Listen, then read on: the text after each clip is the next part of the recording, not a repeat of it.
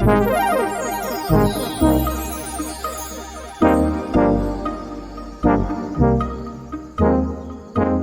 Natasha, and this is Time to Align. In this podcast, we'll be exploring exactly what it takes to be human. I'll be joined by some very special guests along the way who will be bravely reflecting on their own personal experiences and sharing what tools they use to stay aligned. The body-mind relationship is an evolutionary storehouse for all of life's potential. So join me, it's time to align. Remember to join the Align family over on Facebook or Instagram. Simply search @align_massage.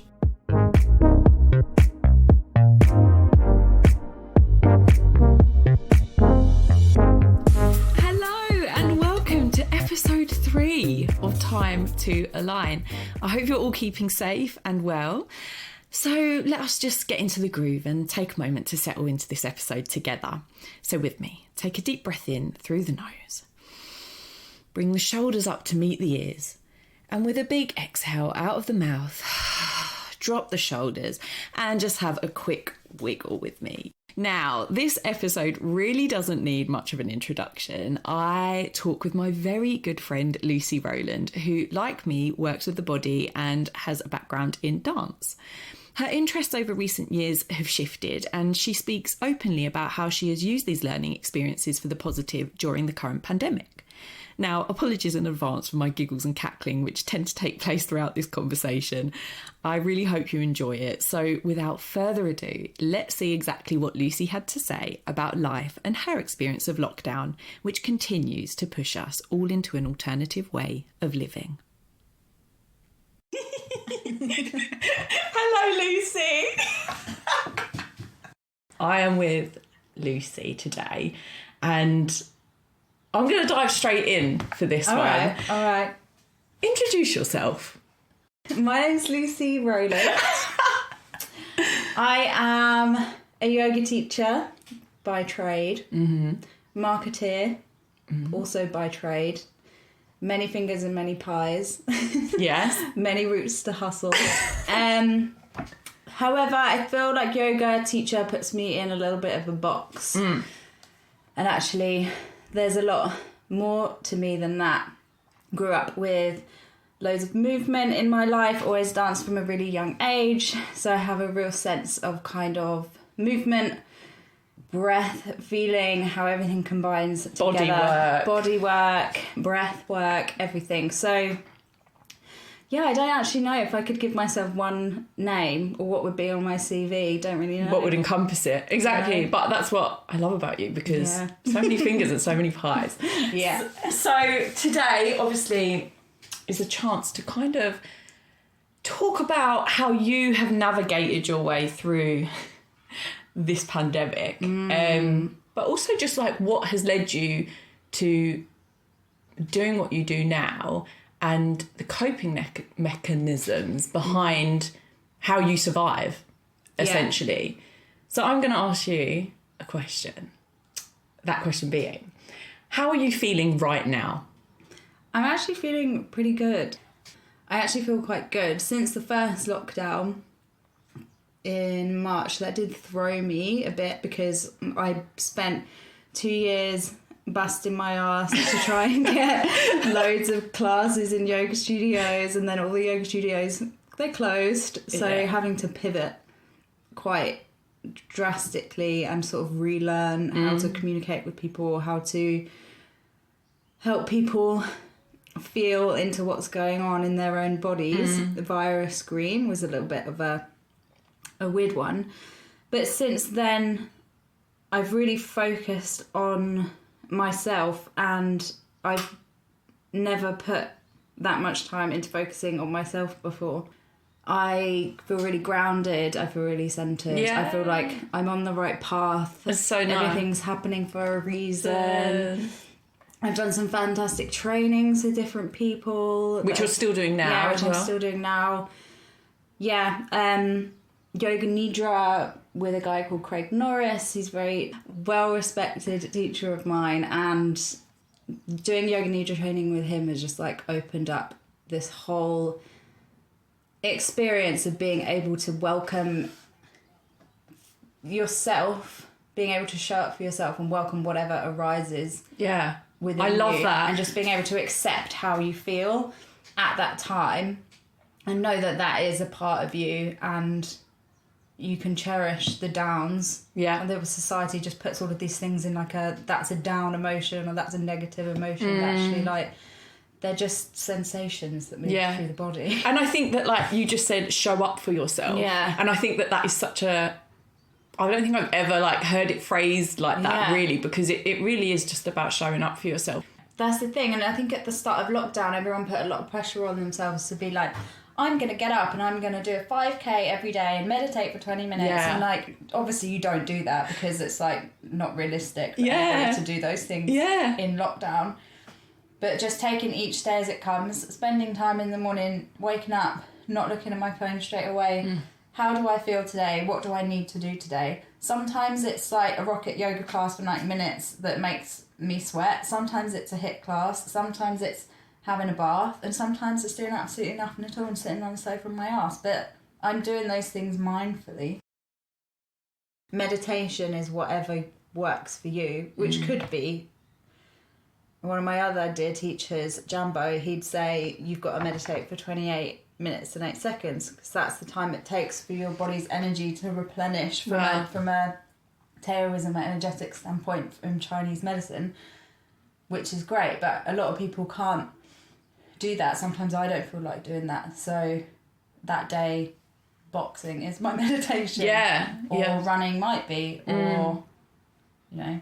choosing something that works for you. Doesn't have to be like the stereotypical thing. You mentioned meditation, and obviously in the last episode I spoke to Simone. Yeah. And she said that she felt like teaching is a form of meditation for her. And that when she does it, she like transcends. Do you feel the same way?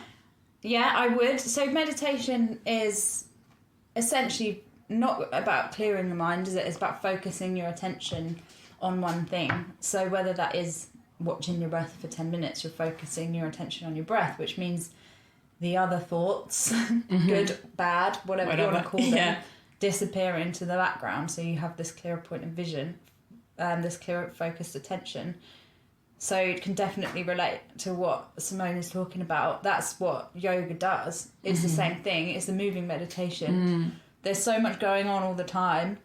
What pose or asana you're in, what you're doing with your breath, where are you looking, that there's no actual time to think about anything else. And then that is the mindfulness side of yoga, is this focused attention. So definitely when I teach, I do feel that. What does the word align mean to you? Align means to me a state of balance, equilibrium, being grounded, because I think when there's this mind-body connection, you can tune into what's going on in the body, you can feel what's going on, and you have a sense of like peace with that from like a connected standpoint. Then you're then allowing yourself to be like completely grounded, and I use the same phrase again, but you're able to show up as you are, no matter what that state is on that day. I think it's pretty much physically and mentally impossible to be 100% like balanced the entire time. Yeah. Because these like fluctuations come and go. If you're just trying to force yourself into this state, I mean, you'll probably never get there. And life is full of like, exactly. And life is literally full of peaks and troughs. Exactly. Just every day. Ride the wave. Ride the wave. Like just yesterday. Enjoy it. I think, at the minute, especially in lockdown, it is just about taking it every day as it comes. Not having loads of expectation on yourself and just doing what feels right for you that day. And that's kind of how I approach my yoga classes as well. Like when you first go into that first downward facing dog, are you just moving in a way that you normally bend one knee, bend the other knee and have a little pedal out the legs? Or do you just take a moment in down dog, take a deep breath and actually need to move in a different way today. My body's feeling like different. Yeah. So that approach to movement is kind of the same approach to the way I'm trying to live. Yeah. At the moment.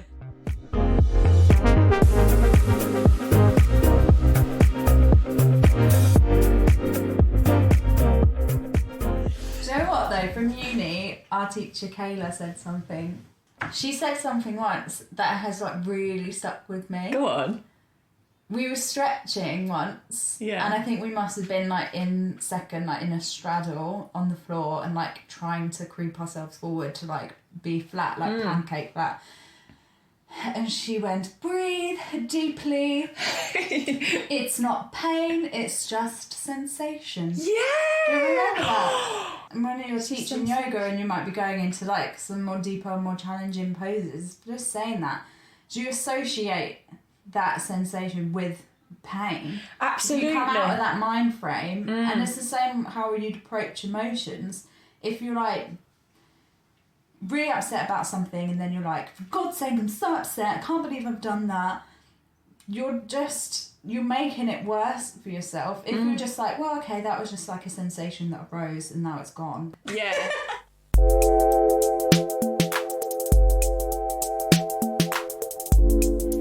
Remember to join the Align family over on Facebook or Instagram. Simply search @align_massage. Our aim is to enhance your health and well-being. Our treatments are for everyone, from those who want to prevent injuries and maintain a healthy mind-body relationship, as well as for those with chronic pain or injuries. Help us to reach others virtually during these unprecedented times by sharing this episode and leaving a review. Now, let's get back to the juicy stuff.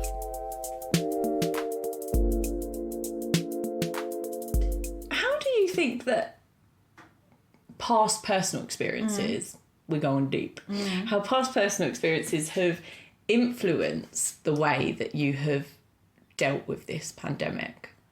Or perhaps they haven't at all. I don't know. I don't know. I think that past personal experiences were affecting me before the pandemic. Okay. That's interesting. Because I kind of felt, well, when I was growing up, everyone kind of has this bit of pressure. I think it's like the school system that we're in, and that you've got to achieve certain grades and get into uni, and then like you get so concerned with like making sure you're in the right box in terms of like the people you hang out with and like all of that kind of thing. But when I did my teacher training and eventually quit my full-time job, I was so stressed about people have got to like me, people have got to like all of my classes, I need to get asked back to the studios, I need people to come back to my classes, what if they don't give me a good review? And like you put so much pressure on yourself for like succeeding, when actually that was taken away from me.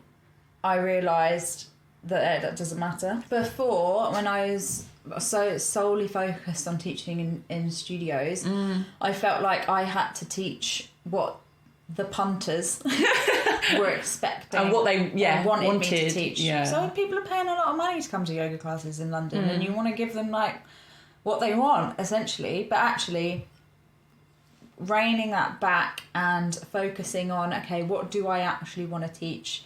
I can call my classes online whatever I want to call them. I've got one that's slow flow and yoga nidra, and one Friday morning movement, which is just about opening the body and activating the places that people are generally a little bit lazy with, like our glutes and our muscles down the back of our spine. So I've managed to kind of like, okay, well, what do I want to teach that is going to come from a place of authenticity, I guess. So then I do feel way more comfortable teaching what I teach now than I did before the pandemic. So actually the lockdown has served me quite well. One of my friends, Laura, shout out Laura, said to me today, she texted me and she said, oh, don't feel guilty about it, because it's not like you haven't put in the work. Like, you've worked hard to, one, have success in what you teach and what you do and what you want to do, and worked so hard that you've earned enough money to do extra trainings, and worked as in the work in a larger sense, as in the self-work and the work on yourself. So it's not like, you know, I'm just lucky. Like I have you've put the work in. Absolutely, you've put the graft in. Yeah. And it's interesting that you referred to your self development as work. Exactly. Because it absolutely is. I'm not gonna like. And it's ongoing work. Like, that work is never going to stop. Oh yeah, then like healing yourself never stops. I join a talking circle on a Wednesday night with my teacher Ellie DiMartino. Shout out, Ellie. Sorry, guys. And she did this small meditation on Wednesday night, and she was like, "What's your biggest fear right now?" And I was like, I'm feeling alright. I'm feeling a bit claustrophobic in the flat. And then she went, "Now, not just a little fear, what is actually your biggest fear?" I was going to say, yeah. And I was like, yeah, no, it's definitely not just being a bit claustrophobic. Like, everyone's got cabin fever. Yeah. But then it's that extra layer of stuff that you just cover up with, like, trivial stuff. So you just, like, kind of walking around being like, yeah, like, I'm really fine. Like, I'm feeling really good. It's like, are you though? And then that checking in, and it's almost kind of the asking why to yourself a lot of the time, or yeah, are you though? Maybe you're not. And then you start to like dive into like some deeper work. Yeah, and that's like, that can seem scary.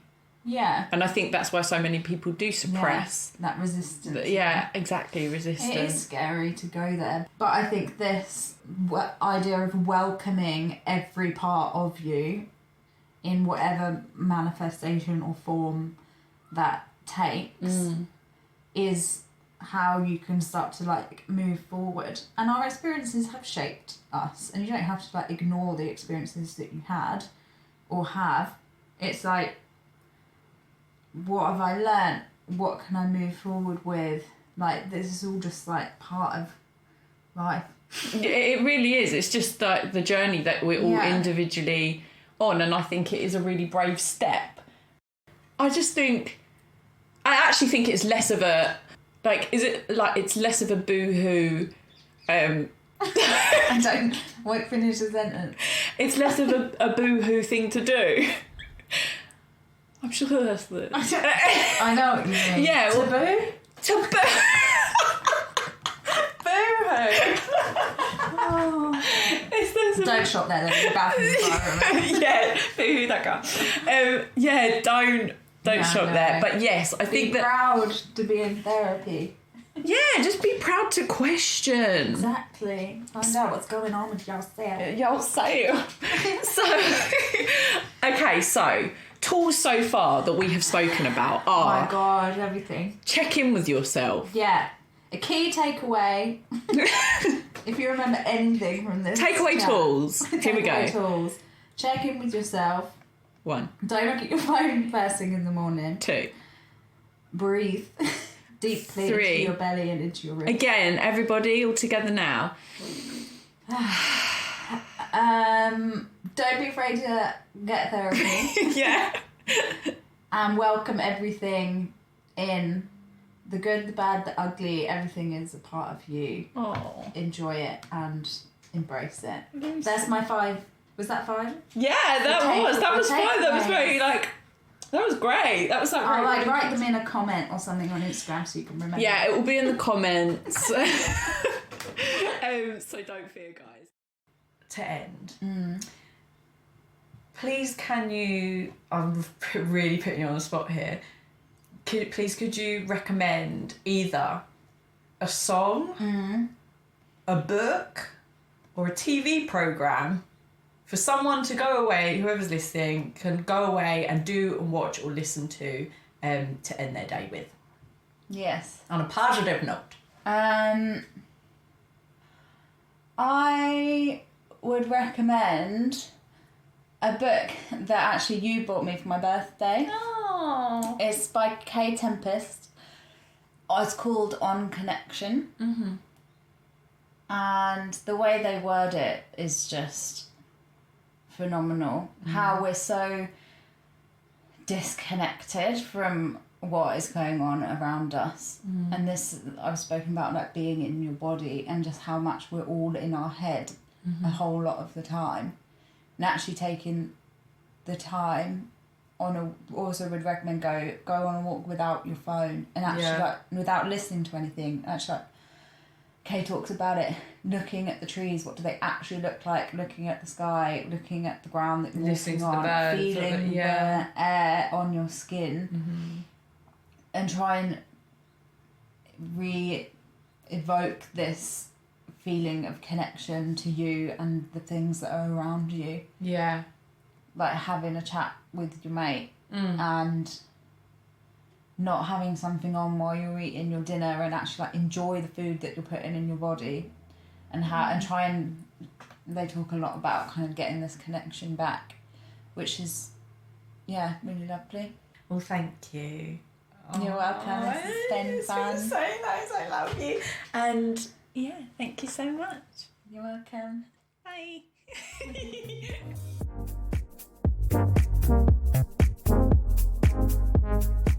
Oh, I hope you enjoyed that as much as I did listening back to it. Thank you for joining me this episode. Please do continue to like, comment and share this podcast with those who you think would enjoy it. And join me next episode where I'll be talking about embodiment and how our personal experiences affect the lens in which we see and behave in the world. Until then, I hope you have a wonderful morning, noon or night, whichever it is currently for you right now, and join me next episode on Time to Align.